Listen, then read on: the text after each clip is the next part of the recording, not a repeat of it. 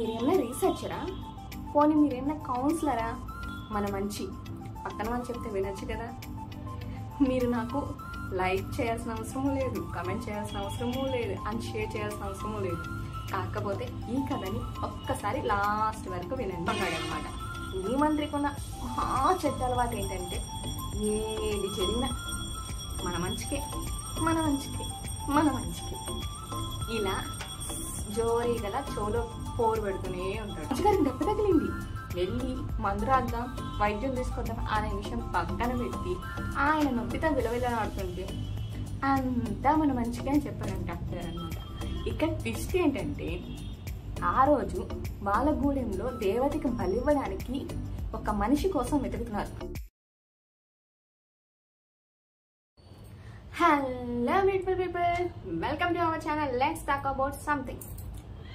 మీరేమన్నా రీసెర్చరా? పోనీ మీరేమన్నా కౌన్సిలరా? మీరేమన్నా సంథింగ్గా మీరు చెప్తే నేను ఎందుకు వినాలండి? చాలామందికి పాజిటివ్ థింకింగ్ వీడియో పెట్టిన తర్వాత వచ్చిన డౌట్ ఇదే అనుకుంటా. ఒక్క సెకండ్ వినండి. మీరు రీసెర్చర్స్ చెప్తేనే వింటారా? పోనీ కౌన్సిలర్స్ చెప్తేనే వింటారా? స్కూల్లో టీచర్స్ చెప్తేనే వింటారా? మన మంచి పక్కన వాళ్ళు చెప్తే వినొచ్చు కదా. ఏదో నేను నేర్చుకునేది మీకు తెలియజేద్దామని చెప్తున్నాను.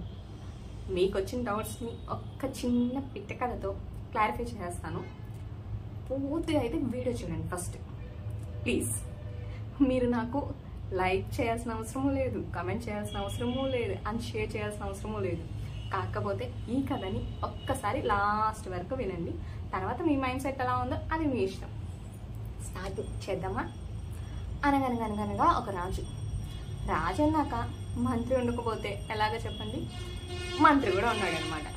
ఈ మంత్రికి ఉన్న చెడ్డ అలవాటు ఏంటంటే ఏది జరిగినా మన మంచికే మన మంచికే మన మంచికే ఇలా జోరీ గల చెవులో పోరు పెడుతూనే ఉంటాడు. ఇది మన మహారాజుకి అస్సలు ఇష్టం లేదు. ఎందుకు ఇష్టం లేదో తెలుసా? ఏది జరిగినా మా మంత్రి సీరియస్గా తీసుకోడు, ఇంత సిల్లీ పర్సన్ని నా మంత్రిగా ఎలా పెట్టుకున్నాను అని చెప్పి ఆయనకి చాలా కోపం అనమాట. అసలే రాజు కుటుంబానికి సంబంధించినోడు, అంత కోపం ఉండడంలో తప్పులేదు కదా. ఇంకా ఒకరోజు రాజు చాలా బలంగా కత్తి యుద్ధం చేస్తున్నాడు. ఎవరితోనో కాదులేండి, వాళ్ళ సైనికులతోనే ప్రాక్టీస్ చేస్తున్నాడు. ప్రాక్టీస్ చేస్తూ పట్టు తప్పిపోయి చాలా చిటికిన వేలైతే తెగిపోయిందనమాట. తెగిపోయేది పక్కన పడినా కానీ మన మంత్రి గారు అయ్యో రాజుగారికి దెబ్బ తగిలింది, వెళ్ళి మందు రాద్దాం, వైద్యం తీసుకొద్దాం అనే విషయం పక్కన పెట్టి ఆయన నొప్పితో విలవిలాడుతుంటే అంతా మన మంచిగా అని చెప్పారంట. రాజుకి పుండు మీద కారం చల్లినట్టు నేను నొప్పితో ఏడుస్తుంటే ఈయనేంటి అంతా మన మంచిగా అంటున్నాడు అని చెప్పి ఫుల్ కోపం వచ్చేసి ఎత్తుకోబోయి రాజుని సైనికులకు చెప్పి జైల్లో వేయమని చెప్పినాడు. జైల్లోకి వెళ్ళిన ఆయన గొమ్మడం ఉండొచ్చుగా. నా ప్రాప్తం ఏంట్రా స్వామి, నేను నోరు మోసుకొని ఉండొచ్చు కదా, నా నోటి దూల వల్ల ఎందుకు ఇంత జైల్లో పడ్డాను, మంచిగా మంత్రి పదవి చేసుకుంటున్నాను కదా అని అనుకోవచ్చుగా. జైల్లో ఒక్క వారం రోజులు ఉన్నాడు. మూచలు లెక్క పెట్టుకుంటూ కూడా ఆయన చెప్పిన ఒకే ఒక మాట, అంతా మన మంచికే అని. ఇంత వింటున్న మీకు కూడా చిరాకు వస్తుంది కదా. రాజు కూడా అదే చిరాకు వచ్చింది. రాజు మంత్రిని బయటికి తీసుకురాకూడదని ఫుల్ ఫిక్స్ అయిపోయినాడు. అలా ఒక 10 days తర్వాత రాజు కుటుంబీకులు చేసే ఒకే ఒక పని వేటకు వెళ్ళడం. వెళ్ళిపోయారనమాట సైనికులతో. రాజు సైనికులతో పాటు వెళ్ళొచ్చు కదా, సైన్యాన్ని తీసుకొని వెళ్ళాడు కదా.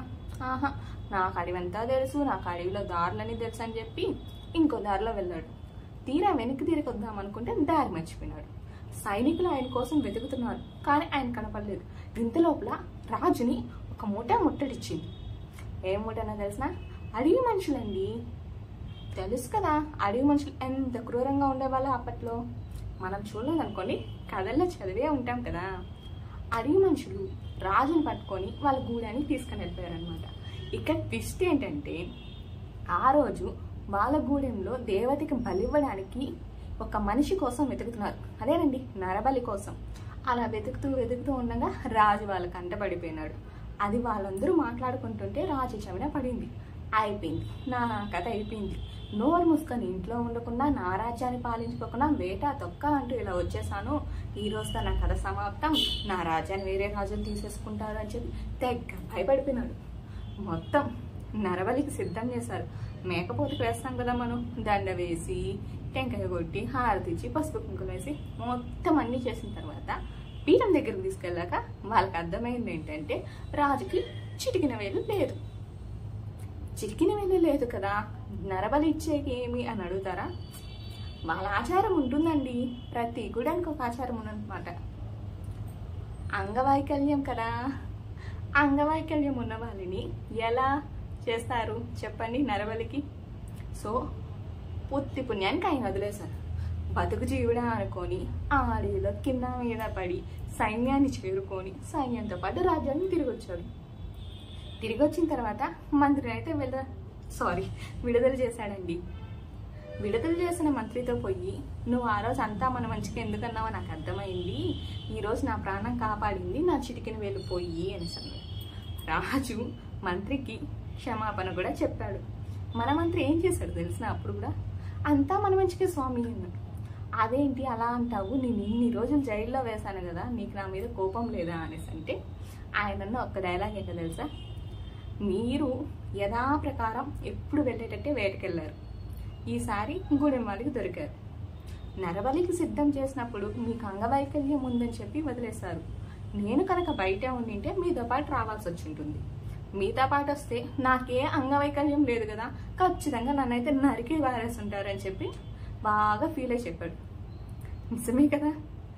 ఆయన ఆ రోజు అంతా మన మంచిగా అనడం, రాజుకి కోపం రావడం, రాజు ఆయన ఎత్తుకొని జైల్లో వేయడం ఈరోజు ఆయన ప్రాణాలను కాపాడింది. ఆయన అంత పాజిటివ్ థింకింగ్తో ఉన్నాడు కాబట్టి అన్ని రోజులు జైల్లో ఉన్నా కానీ నా ప్రాణాలు కాపాడారు అన్న ఒక కృతజ్ఞతతో ఉండిపోయాడనమాట. మీరు ఈ కథ విన్నాక ఏమర్థమైందో చెప్పండి. నాకైతే ఈ కథ విన్నాక చాలా అయితే బ్రెయిన్ వాష్ అయ్యింది. ఎందుకంటే మనకున్న సిచ్యువేషన్లో మంచి జరగని చెడు జరగని ప్రతి ఒక్కటి మనం చేసేది ఏంటంటే, అయ్యో రామా ఇలా ఎందుకు జరిగింది, నాకే కష్టాలు, అన్యం పుణ్యం తెలియకుండా ఆ దేవుడి మీద నిందలు వేసేస్తామండి. ఆయన ఉన్నాడు, ఆయన పూజలు చేస్తున్నాం, మనకే ఎందుకు ఇలా జరగాలి అని చెప్పి చాలా అంటే చాలా తిట్టేస్తాం ఆయన్ని. ఒకప్పుడు దేవుళ్ళు పిలవంగానే పలికే వాళ్ళంటండి. తెలుసో తెలీదు, నేనైతే తెలుసుకున్నంత వరకు ఇది. అంత పలికే దేవుళ్ళు ప్రతి చిన్న విషయానికి ఆయన పిలవడం వల్ల ఆయన వీళ్ళకి నేను కనబడడం వల్ల లోకం అయిపోయాను, ఇంకెప్పటికీ కనబడకూడదు, వాళ్ళ సావని అని చెప్పి మనల్ని ఇలా వదిలేస్తారు. మనము విచక్షణ జ్ఞానం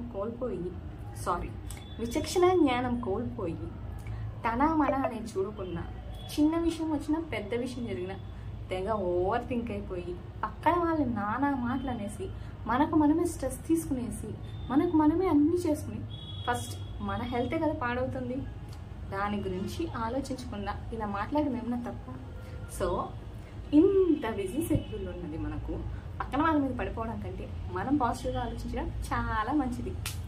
ఇది గైస్ ఇవాళ వీడియో. పాజిటివ్ థింకింగ్ గురించి నాకు తెలిసిన ఒపీనియన్ మొత్తం చెప్పేస్తాను. మీరు దీని గురించి ఏం ఆలోచిస్తారో చెప్పండి. ఫస్ట్లో చెప్పినట్టే మీకు నచ్చితేనే లైక్ చేయండి, నచ్చితేనే కామెంట్ చేయండి, అండ్ నచ్చితేనే షేర్ చేయండి. ఇవన్నీ చేసిన తర్వాత నచ్చితే సబ్స్క్రైబ్ చేసి పక్కన ఉన్న బెల్ ఐకాన్ని క్లిక్ చేయడం మాత్రం మర్చిపోవద్దు. Bye bye.